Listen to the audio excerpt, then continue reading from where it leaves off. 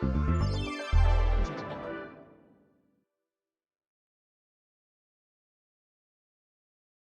everyone, welcome to the Happy Flosser podcast.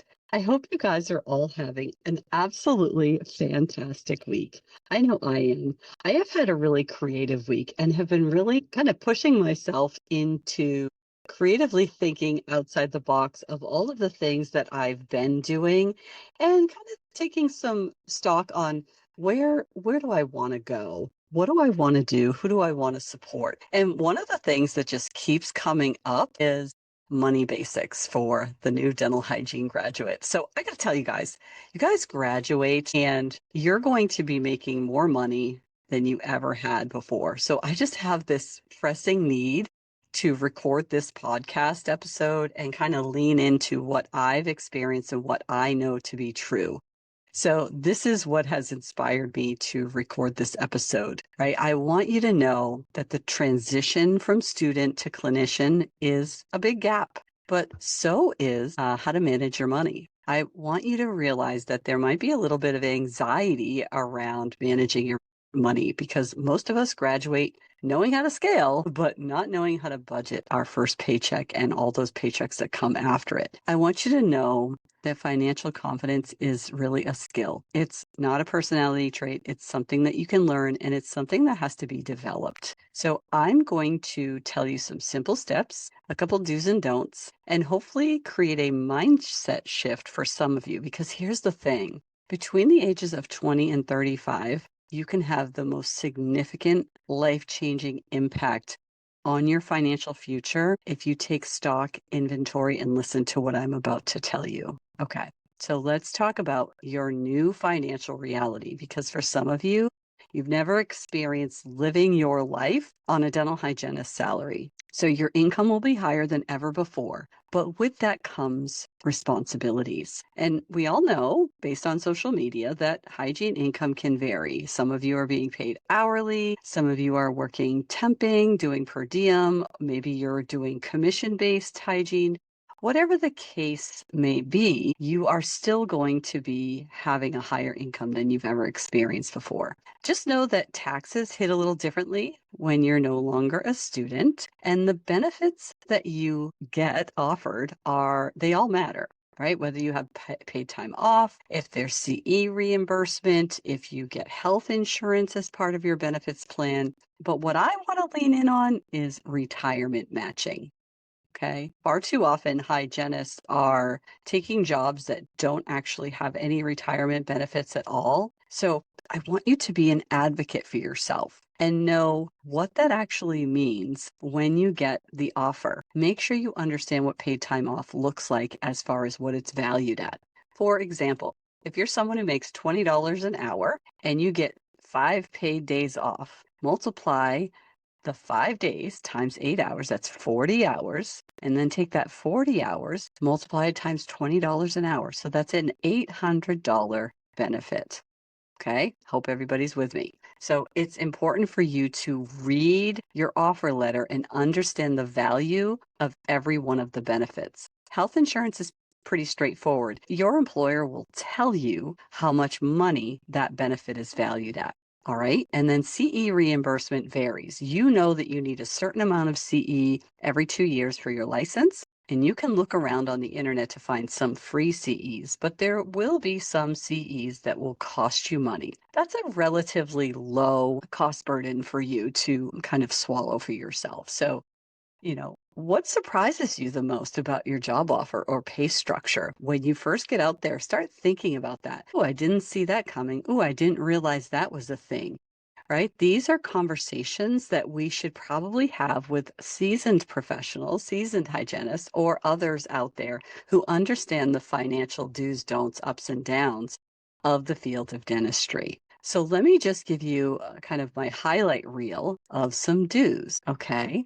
What I want you to do, and this is going to sound almost too simple, is create a simple, realistic spending plan, not a restrictive budget, right?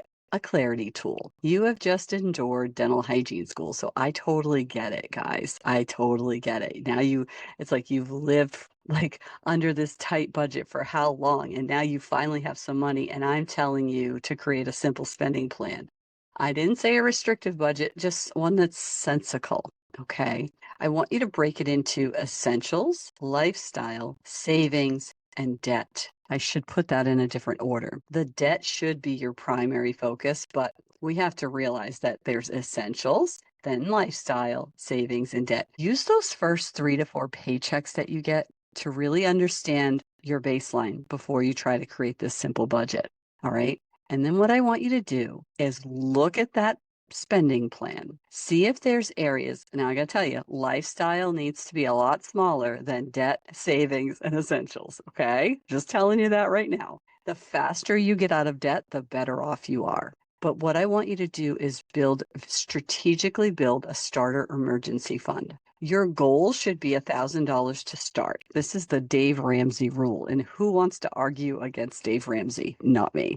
And I'll tell you why it matters. Everyone gets a broken phone, an unexpected schedule change, sickness, flat tire, all the things. This emergency plan is your peace of mind fund. Okay. It's not like this punishment for you to try to do this when you first graduate and start making some money. But I'm telling you, when you have that $1,000 emergency fund to start with in your bank account, it's going to go a long way at helping you stick with your realistic spending plan. Okay. The third thing you want to do, and this may motivate you to really lean in on that first do, right? You might change your spending plan a little bit when you look at this third one, is to know your numbers, especially your loans, understand your interest rates, understand your minimum payments and your repayment options, and really encourage yourself. I want you to try to set up auto pay and track your balance every month. Okay. This is going to go a long way at helping you stay motivated. Knowledge reduces your fear. And the more knowledge and understanding you have of those loans and those debts and the interest rates and how those impact things, that will go a long way at keeping you motivated to move forward at chomping away at those. All right. Here's a couple of don'ts. All right. Don't inflate your lifestyle too fast. The I deserve it purchase adds up. Can I tell you? You might start saying, I deserve it. I deserve it. I deserve it week after week and turn that into months and months. And before you know it, you have moved your lifestyle up to the level of your financial income. And now you can't pay off your debt and you can't get that emergency fund going. So the I deserve it purchases add up really quick. Make sure that you are mindful of that type of behavior. I want you to celebrate, but do it with intention, right? I want you to kind of take a pause and do like a 30-day settling in period before any big purchase. So if you have a big purchase that you want to make after you've graduated from hygiene school, give it some time. You don't have to rush right out and buy a brand new car. Lord knows that's not a good financial decision to make when you have student loan debt. Okay. That's what I will say to you. I got to tell you guys, I have a daughter that is in college right now. She hears this quite often because I want to set her up for financial success. I have shown her a spreadsheet, and you guys can find this online. If you put away $2,000 a year from 18 to 28 and never, ever invest again another penny, okay, so that's $20,000 from 18 to 28. At a normal rate of return, you will have $1 million when you retire at 65. The person who dilly-dallies in their 20s with their finances and doesn't start investing till 30 would have to put so much more money away and never catch up to that person who started at 18 to 28. Now, you may not be 18, right? I didn't graduate hygiene school till I was 22, but you have time on your side. Not time for spending and I deserve it and celebrating. Time for saving, strategizing, and chomping down on that debt. The faster you get out of the debt and the more money you save towards retirement in these earlier years, the more financial freedom you are going to have sooner down the road. I'm telling you this. This is significant. It was one of the best financial moves I ever made was when I graduated from hygiene school. I was like, okay, what am I doing? What am I doing with this money? How am I going to get to my financial goals? What strategies am I going to implement? How disciplined am I going to be? And what is going to move the needle the fastest direction? You guys can go right online and find out all the resources that are out there to tell you that everything I'm telling you is true. Here's the other piece. Don't ignore taxes or benefits. If you are per diem or 1099, taxes are not withheld, and that's going to come back to bite you next April. Right? If you're a W-2, the benefits might reduce your take-home pay, so you want to factor that in. Ignoring this can lead to other surprises next April when the taxes are due. And then I say this all the time on your learning journey, don't compare your financial journey to others. Everyone's background, everyone's support system, everyone's debt load is a little bit different. And as we know, comparison kills your joy. It also steals your clarity and your confidence around financial decisions that you make. Focus on your numbers and your goals, your own goals. Okay. And here's another thing, guys. This is all about building long-term financial habits, right? Having automatic savings plan. That goes a long way.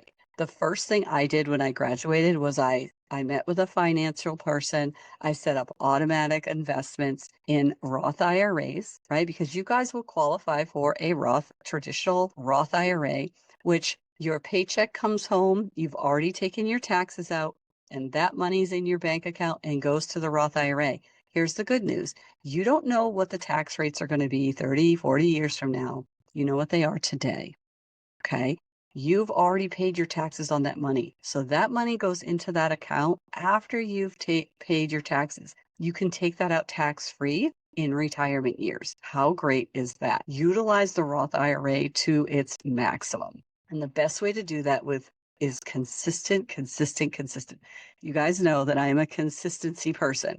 Automatic savings every single paycheck, right? Even if it's 25, which is like going to Dunkin' Donuts every day, okay?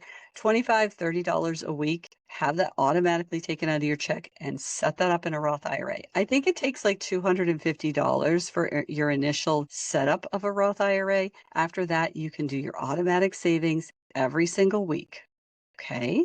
You guys can do this. What I also want you to do is track your spending every week for awareness so that you know where your money is going. You will be surprised when you track it, where your money goes. And then you can find wiggle room in different spots to make changes and change some of the behaviors that you have around money so that you can move in the direction to meet your goals. You are in charge. You're driving and steering the boat. Okay. Start a future hygienist fund. Right? Maybe you have like a little something that you want. Maybe you know that you want to buy new loops down the road. Now you've already got your $1,000 emergency fund together. You've got your automatic savings all set up for your Roth IRA. You can also have a couple of different envelopes. I like to use envelopes, and I'll just put money in these envelopes every week or two as like a little side note. Like I wanted to buy a Thule rack for the top of my car, and those are like $900, $1,000. I don't know. So I just made an envelope and I started just tucking $20 here, $20 there in that little envelope. And then when I had the money saved up, I went and purchased it. Right. So these are the types of things that you can do to fit those bigger purchases into your weekly budget. Okay. If your employer has retirement matching, free money's free money, guys. You got to take advantage of that. Now, just like in hygiene school, I want you to lean in on this a little bit. You do not have to be perfect with money, and you do not have to know all of the things in order to be successful with money. Guess what you have to be? And I'm here to prove it to you. You have to be consistent. Consistency is the key to becoming a millionaire before you retire. It's not hard. It's literally little teeny tiny decisions we make every week with our money, every day with our money. And $25 doesn't sound like a lot, but $25 a week from 20 to 30 is a huge amount of money when you compound that interest and dividends over the course of your lifetime. It's so awesome to watch it grow, guys. I am telling you, it is really one of my fun things. One of my fun things. So consistency is the best thing I can tell you for you to lean in on. Consistent with your spending, consistent with your saving, consistent with the decisions you make every day. It's those little tiny decisions that you make that stack up over time. All right. Let me give you an example of like a real life scenario. A hygienist who negotiates at the beginning of their benefits package when they take a job could probably save themselves hundreds of dollars. But don't go too far with this, guys. All right, so I just want you to be careful with that. Make sure that you understand where you are in your journey and negotiate a comfortable salary, the right amount of benefits for how you perform. All right, you don't want to overdo it. You don't want to make your financial decisions someone else's problem. They are your problems, and you're going to manage and know your value, know your worth, and kind of manage that yourself. A hygienist who saves $25 per paycheck and builds that $1,000 cushion a year, they actually have a lot more stability. And people with stability just walk different. They talk different. They feel different. Life isn't just all drama and chaos, right? They have a little more steadiness to them. Okay. And there are hygienists out there that are going to overspend early when you guys first get your jobs. That's okay too. You can just recalibrate and kind of come back to center and start fresh. All right. I want you guys to know that you are no, but hygienists don't like math. But I'll tell you what math I like. I like when I see money grow without me doing anything, right? That passive growth is fun to watch because you guys, this is not going to be a career that you do till you're 65. So you need to plan for that. All right. You are capable of managing your money with confidence. All right. I do have a new graduate financial starter workbook. All right. You can download that. It's in the show notes. There is a student to clinician companion planner totally available to you guys. You can do these little steps that turn into big outcomes and results. If you guys liked this episode, please share it with a classmate. All right. And if you have any financial questions at all, you can always send me a message or an email, reach out to me. I love a good finance conversation. So don't worry about that, guys. That's totally in my wheelhouse. I love that. And you know what? You can't finish if you don't start. So just do it. Okay.